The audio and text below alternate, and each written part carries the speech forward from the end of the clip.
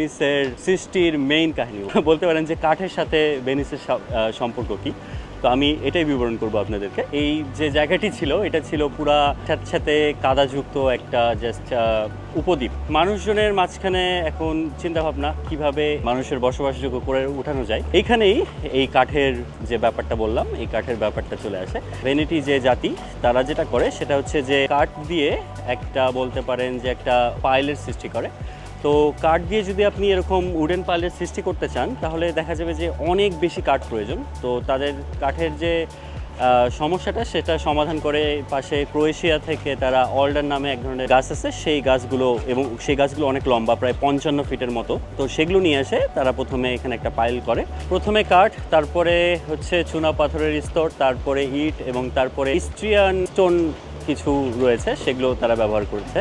যে আমার পিছনে দেখতেছেন বাড়িগুলো এরকম কাঠের স্তব